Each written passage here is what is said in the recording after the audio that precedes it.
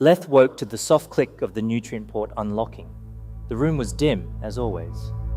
A low grey light seeped through the slats of the wall panel, enough to outline the familiar shapes: the intake console, folded silver garments, the narrow sleeping recess. Nothing had changed. Nothing ever changed. He sat up slowly, feeling the faint tug of the spinal cable detaching from the base of his neck. A brief warmth spread across his skin as the connector retracted into the wall with a gentle hiss. He rubbed the spot absently. It always tingled in the mornings. He swung his legs over the edge of the recess and waited for the floor to warm. It did, after a moment, a soft pulse of heat rising through the alloy. He stood, stretched, and crossed to the intake console. The nutrient cable hung from its cradle like a limp silver vine. He took it, inserted the end into the port beneath his collarbone, and felt the familiar rush of warmth as the morning feed began. A faint metallic taste filled his mouth. He swallowed reflexively, though there was nothing to swallow. The sensation was phantom, a side effect of the feed. He'd been told that once, though he couldn't remember by whom. He watched the console display flicker to life. Lines of data scrolled past: metabolic readouts, cognitive readiness scores, task assignments. He skimmed them without much interest. Everything was within normal parameters, except for one line: memory integrity, pending review. He frowned. That was unusual. The system rarely flagged anything for review. He tapped the display, but the line remained unchanged. Probably a routine check, nothing to worry about. He detached the nutrient cable, coiled it neatly, and placed it back in its cradle. The warmth in his chest faded, replaced by a faint buzzing sensation. It would pass. He dressed in the standard grey garments, smoothing the fabric over his arms. The material was cool and slightly stiff. He had 3 identical sets. He preferred this one, though he couldn't have said why. He stepped into the corridor. The lights brightened automatically, adjusting to his presence. The air was cool and dry, carrying the faint hum of the ventilation system. He walked toward the transit platform, passing the same doors, the same panels, the same soft glow of embedded indicators. Everything was as it should be, except he paused.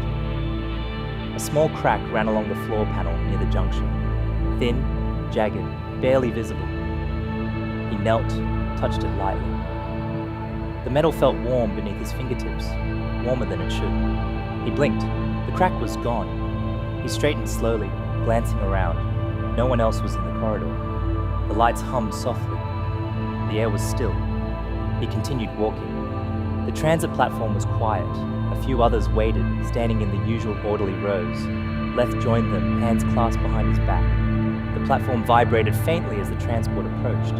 He glanced at the others, familiar faces, or at least, faces he had seen many times.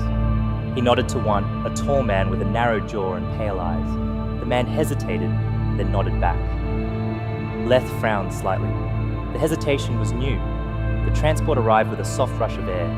The doors slid open, they boarded. Inside, the seats were arranged in neat rows. Leth took his usual place near the middle. The man with the pale eyes sat 2 rows ahead. A woman sat across from Leth, her gaze fixed on the floor. The transport began to move. Leth watched the corridor walls slide past through the narrow window. The motion was smooth, almost hypnotic. He felt the faint buzzing in his chest again. He pressed a hand to the spot, but the sensation faded before he could focus on it. He closed his eyes briefly. A flash of something, a field of twisted metal, a sky split open, flickered across his mind. He inhaled sharply. When he opened his eyes, the transport was still moving. The others sat quietly. Nothing had changed. He rubbed his temples. Probably just residual dream fragments. They happen sometimes. Nothing unusual. The transport slowed. The doors opened. They disembarked. The verification hall loomed ahead, its smooth metallic surface reflecting the corridor lights in soft, wavering patterns. Leth approached the entrance, feeling a faint tightness in his chest. He entered. The interior was dim, lit by the soft glow of the walls. Faces drifted beneath the surface, faint, blurred, shifting. He had seen them many times. They were part of the system, nothing more. Yet today, They seemed to linger on him. He walked to the central console. A figure stood there, tall, robed, its silvery features obscured by the hood. The examiner. "Leth," it said, its voice soft, metallic. "Your presence is noted." He nodded. "I received a notification. Memory integrity pending review." "Yes." The examiner gestured to the console. Leth stepped forward. The display flickered, showing lines of data.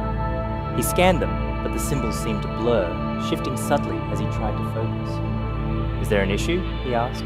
The examiner tilted its head slightly. "A discrepancy." Leth waited. The examiner said nothing more. He felt a faint chill. What kind of discrepancy? The examiner did not answer. Instead, it raised a hand. The wall behind it rippled, the faces shifting aside. A new image formed, faint, distorted, like a reflection in disturbed water. Leth leaned closer. A figure lay on a field of broken metal, twisted, still. The face was obscured, but the shape of the body. He stepped back. "That isn't..." The image flickered, the wall smoothed, the faces returned.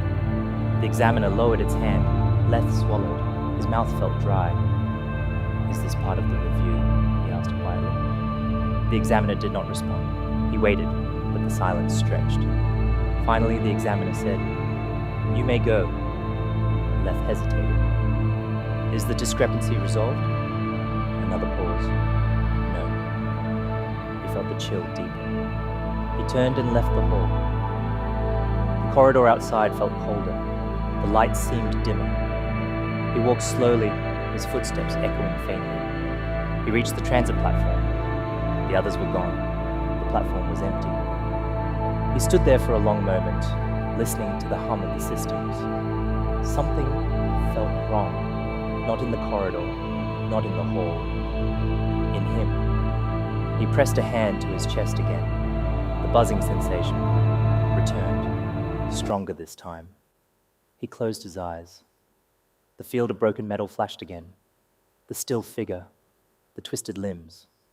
He opened his eyes quickly. The platform was empty. He exhaled slowly. Just a dream, just a fragment, nothing more. He waited for the transport.